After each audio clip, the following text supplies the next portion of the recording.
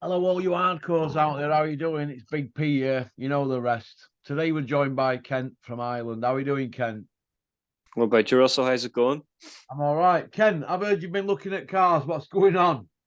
I've gone through a classic car phase at the minute. Yeah. It's just a hobby. I seen a classic car last night. I was out walking last night, and I couldn't believe it. It What was were a it? nine. It was a 1991 Nissan Migra, mint condition.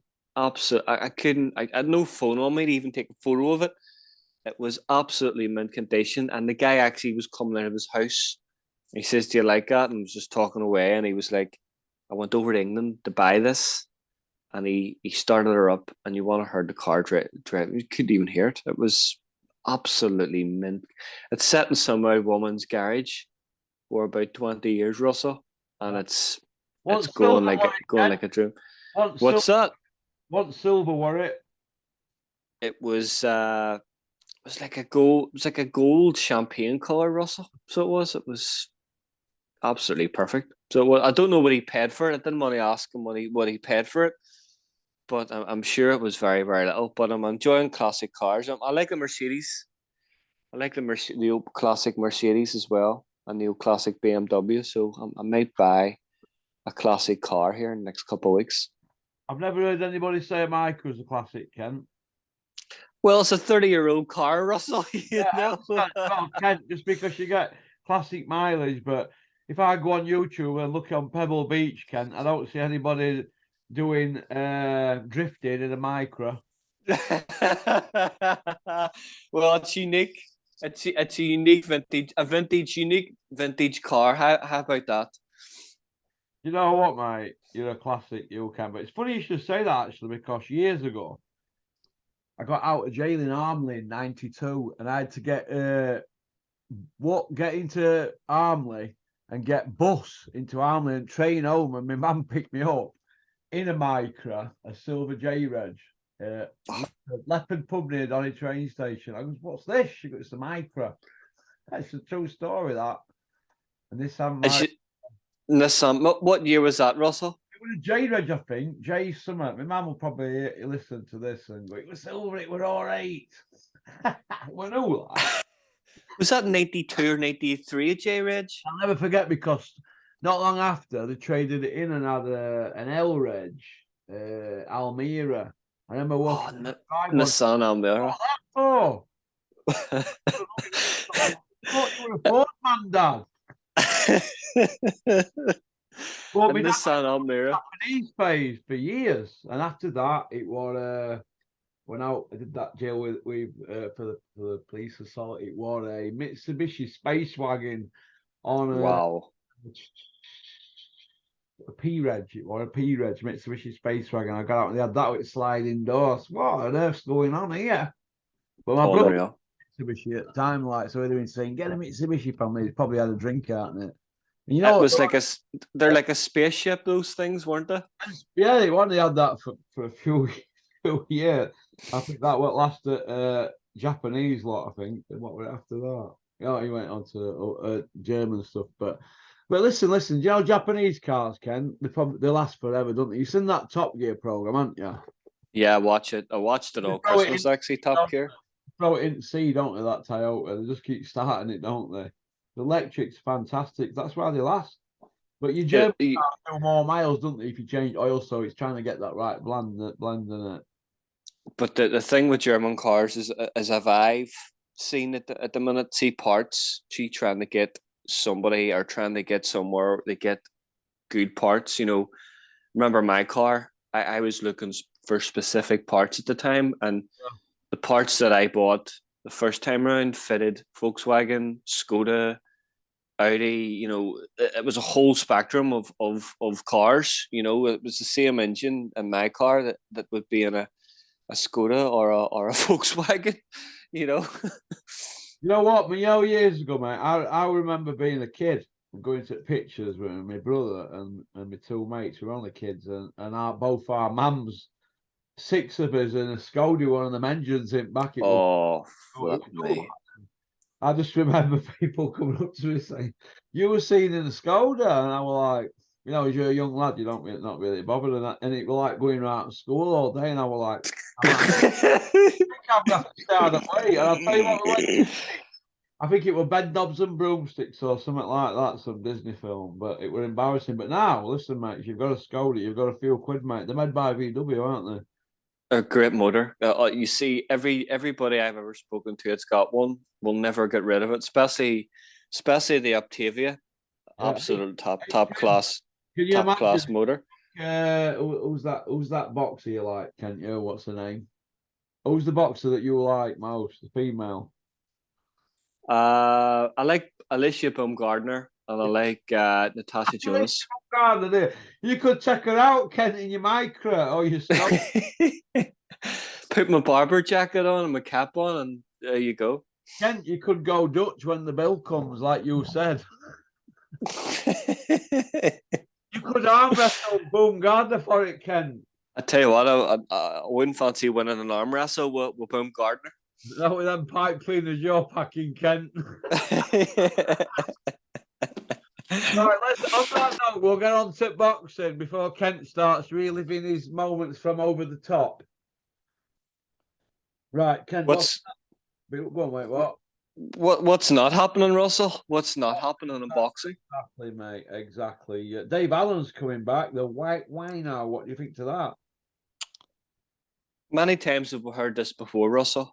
Like the boy that cried wolf. I feel for Dave and I feel for Dennis because he's like got him on a deal and that, and he's knocked fights back, hasn't he, last few years in fight week, and I can understand that if we how it's going to work. I'm not going to say too much here, but I can imagine the deal that were offered to Dave, and I can imagine Dave going, "Oh yeah," while sat in a nice restaurant with Dennis, and Dennis would be saying, "Yeah, we're going to do this, we're going to do that. I've got this bubbling."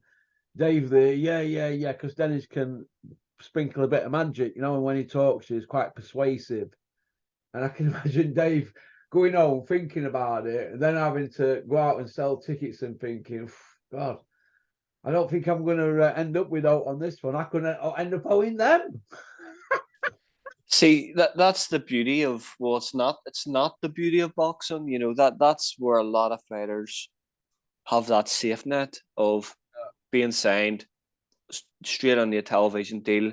They don't need to sell tickets. They just need to fight. They just need to train. A lot of fighters take that for granted. And you look at non-televised promoters, it's so hard. Like I think the board do absolutely nothing to help them. I don't really think that they've allowed it.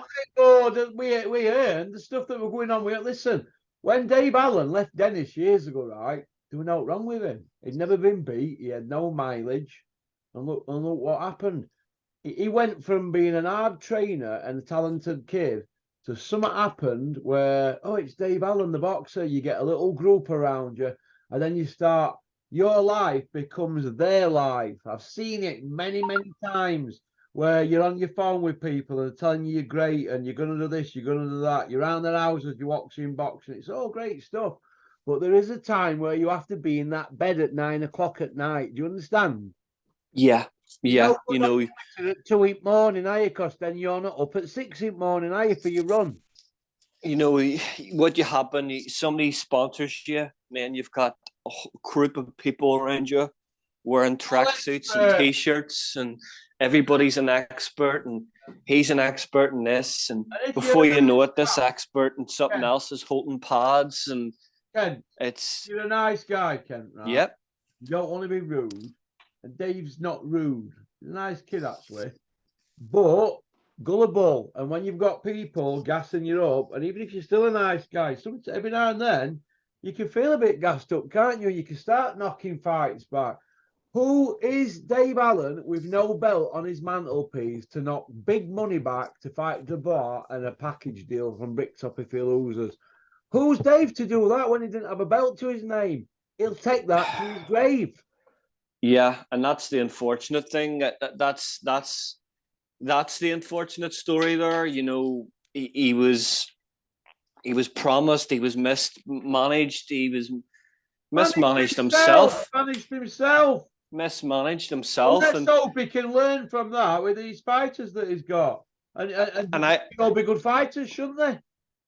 and I think he's watched that Dubois fight, and he said to himself, You know "That what? could I have could been have me beat him. Yeah, he could have. 3 years ago." And see, to be honest, watching it, you look at that Dubois fight. I've never seen a fight.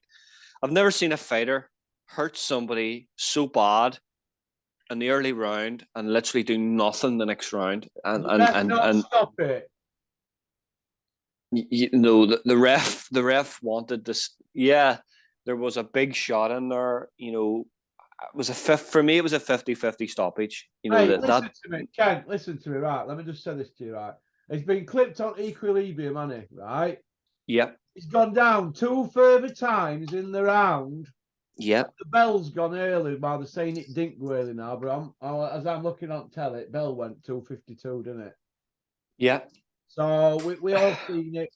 They can go on about long counts, short counts, bellman this and that, and bloody bloody bloody. We're okay. Listen, been down 3 times in a round, right? He didn't know where he were, and then all of a sudden, in round 2, the guy don't come steaming over to finish him because once they hit you on your equilibrium, there's only they get any time they can recover, don't they? So seconds are precious, aren't they, to that guy? And he didn't do Yeah. it out in round 2. Mad. It's the most bizarre fight, world title fight, whatever you want to call it, WBA, whatever. I just couldn't believe it. And I think you need to look back, and you look back to a couple of years ago when Carl Frampton had left the McGuigans, and Carl basically said that he was sparring up to 200 rounds in camp. Oh, I can't. Again, That's a lot, isn't it? yeah, Carl had said, I can't do this anymore. I couldn't do it. My body was breaking down. I was getting hand injuries. I was tired. I just hated training. I was doing up to 200 rounds plus in camp against fighters a lot heavier. I was taking a lot of damage, and he went from there to Jamie Moores. He done possibly about 50 rounds of sparring at camp, and he started sparring maybe in the middle of camp. Do you think he So will he come would. into end with McGuigan's? You know where he was struggling because at them weights you don't go into higher years than Well, you here. the thing with Card was then Card was training really really hard. You look at the shape that Shane had him in. Shane had him in fantastic shape. He was fit. He was always on weight, but his body went through a lot of mileage with the diet he was doing. He was basically paleo dieting for 10 weeks to get down to super bantamweight. That's basically no carbs for 10 weeks. And as a fighter, training, you need as much nutrients as you can. And I think he made super bantamweight maybe a bit long. The Quig fight, I was terrified watching that because I knew the struggles he was going through at that time to make super bantamweight. But going back to that, the Dubois fight, if you're hurt and hit like that so easy, maybe he's sparring too much. Maybe he's doing a lot of sparring. Maybe he's been hurting sparring. There has been people said that, he has been hurting sparring a couple of times. I don't know, but it looks to me, looking back on it, if you're Dave Allen, you're saying, well, all I need to do is throw a high hook and land it high, and I'd have stopped him. I think Dave Allen. The man was a big, tough, brave man, but when he met me, he got beat within inside a minute. And the ambulance scraped him up off the road and took him away to the hospital, and his life was over from there on. And plenty of witnesses, including Greater Manchester Regional Crime Squad, they stopped me from absolutely killing him altogether. Carries a bit more power than Kevin Lorena. Yeah, listen, Dave Allen's pretty crude, right? But his style, when he was with Peter wanted him to move his head more. But some kids just want to have a tear up, don't they? And I just think that Dave's style has put miles on his clock, and I think it makes it hard for you not to want to train. If you're getting your head rattled all the time, sometimes you just need a bit of rest from that. I think, but I think something happened with Dave Allen from when he was 6-0 with Dennis to having that draw and then parting. I think something happened, and when he left there, I think he thought, "Do you know what? I'm just going to do what I want." That's what I think. I do understand. I think it's a shame because Dennis used to say, if he'd have stayed with me, I could have padded him out and he could have learned his craft and then we could have gone for gold. But he didn't want to learn his craft. Dave wanted to go for gold straight away. You've got to admire that. He rolled the dice, didn't he, with the Ortiz fight? But he shouldn't have been in with a WBA interim champion as a novice, should he? Come on.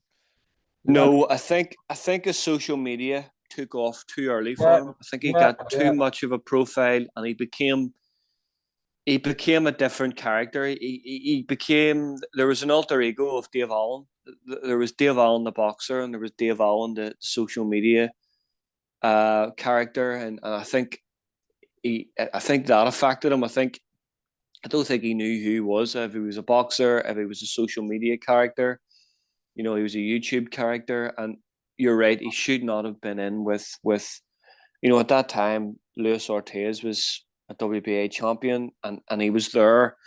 He was signed to be kept away from AJ. AJ should have been fighting him at that time, but I think if Dave Allen comes back, I would like to see him in.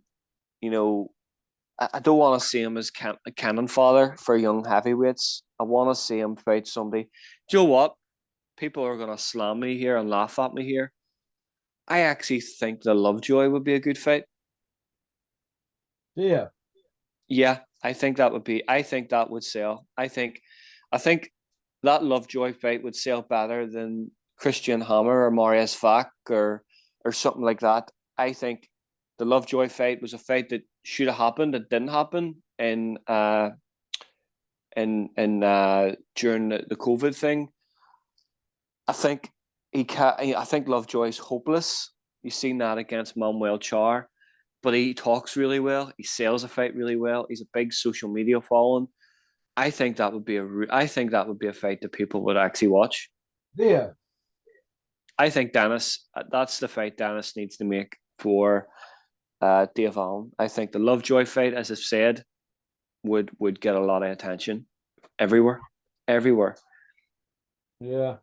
A geezer collared me in Asda in Headlock the other day, and he's like, "White Rhino's coming back, Porky." And I went, "Yeah, what from?" You know what I mean? Where's he coming back from? KFC. Well, he posted those pictures last week. He looks. If it's him now, he looks like he's in shape and he's fit. Listen to me. Dave Allen's been posting pictures on social media before and after pictures for years. It's a tired old story. It's the same format, isn't it? You can't keep putting pictures on there, Dave, from when you were 19, mate. Do me a favour.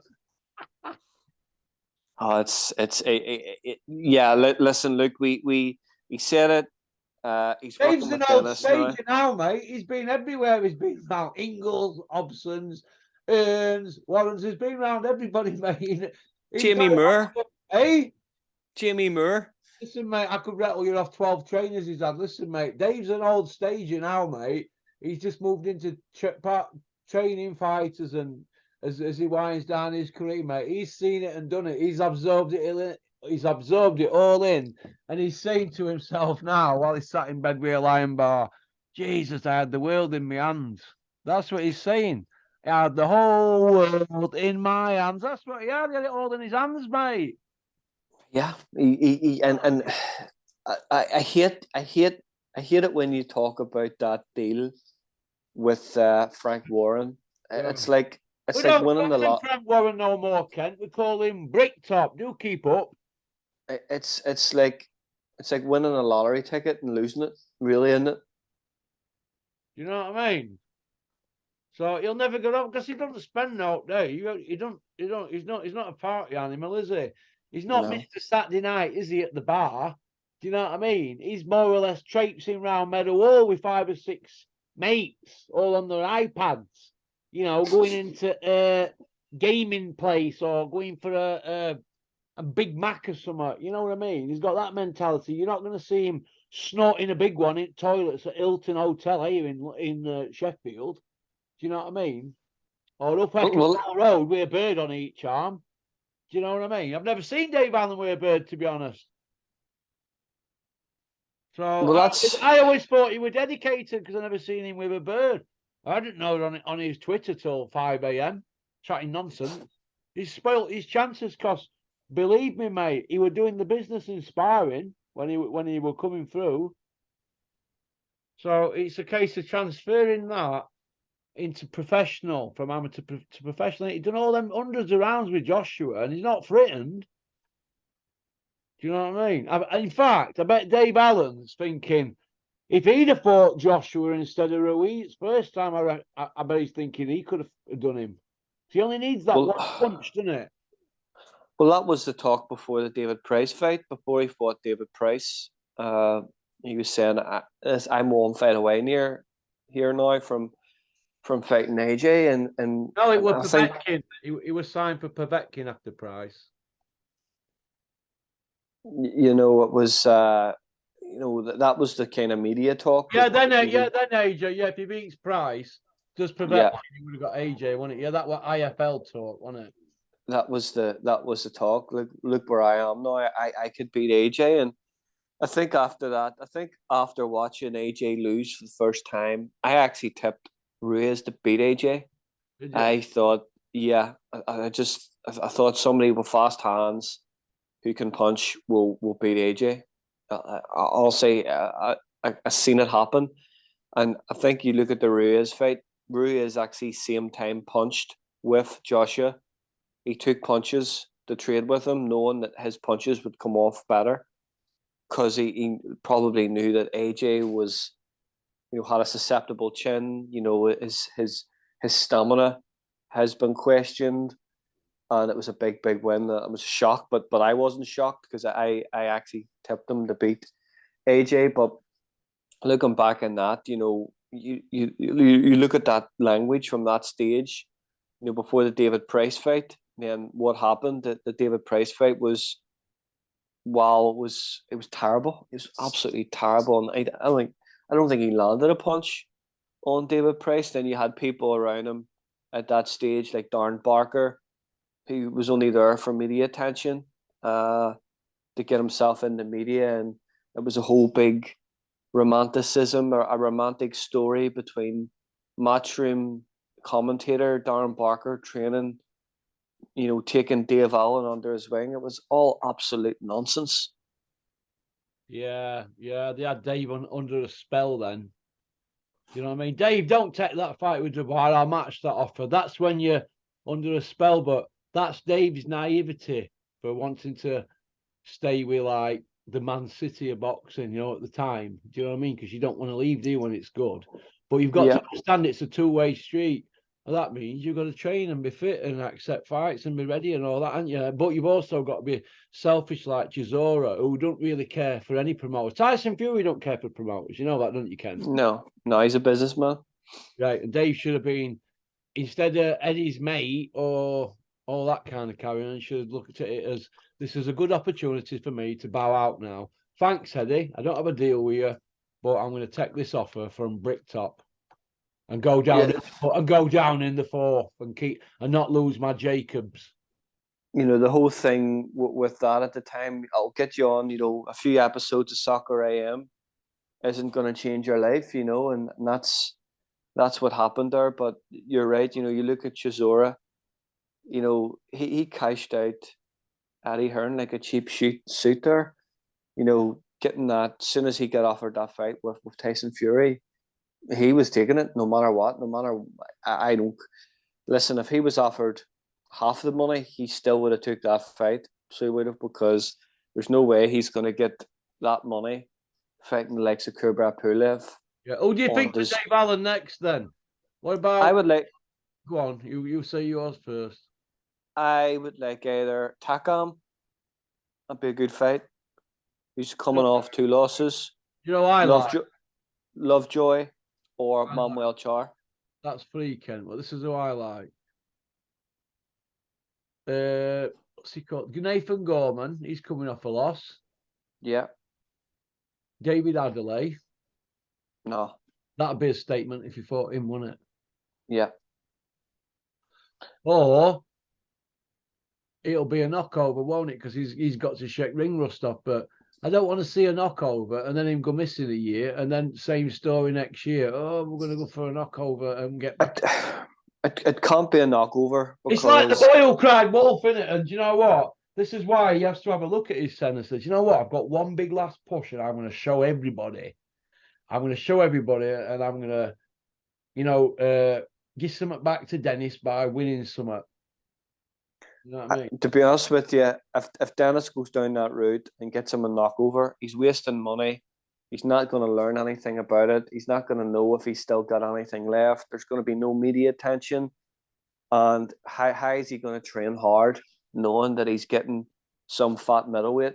That's the problem with media attention is this, all right? And as you know, look, I know Dennis better than he knows himself, right? And Dennis, he doesn't have the time to do all them interviews and stuff like that, and that's where I think they let themselves down. And when they did have the time, they're wheeling out Asif Bali.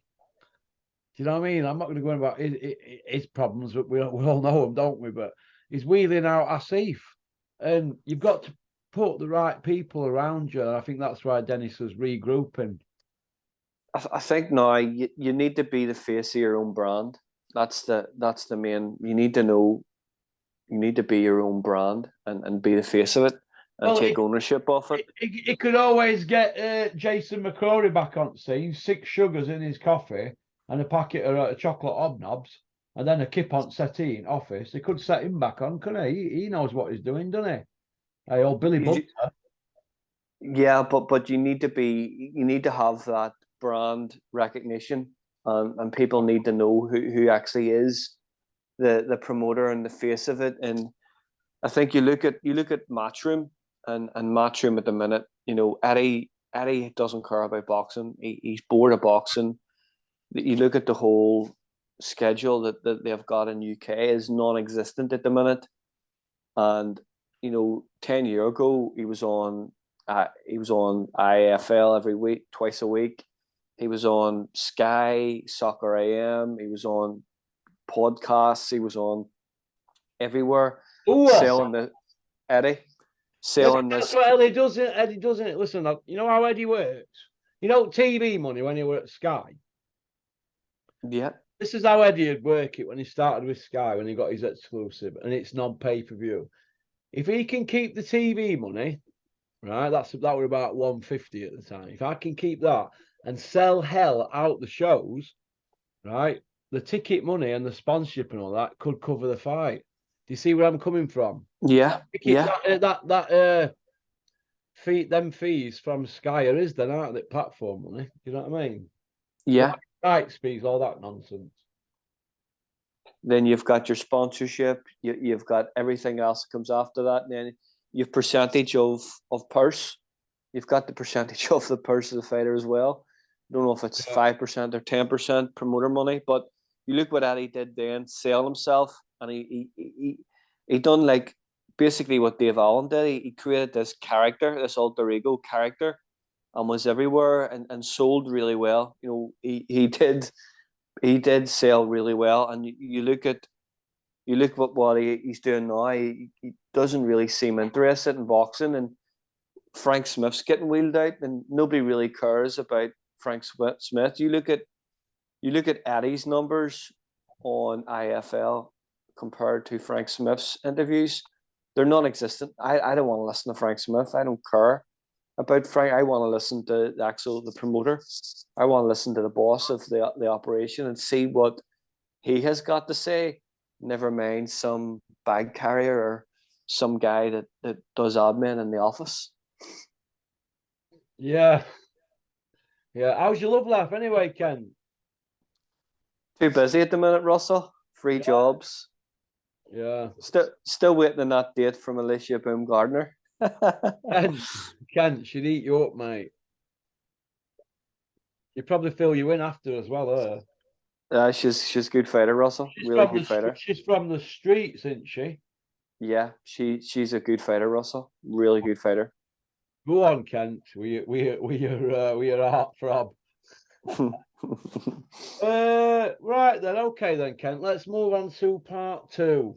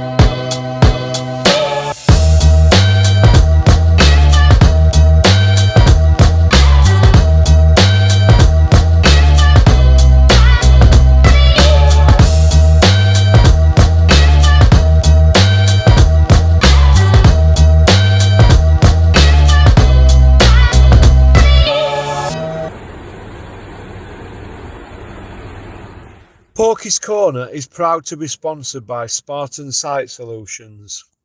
They are specialists in civil engineering and demolition contracts for the construction industry. Interested parties should visit their website or contact Porky's Corner for a referral at porkycorner@mail.com.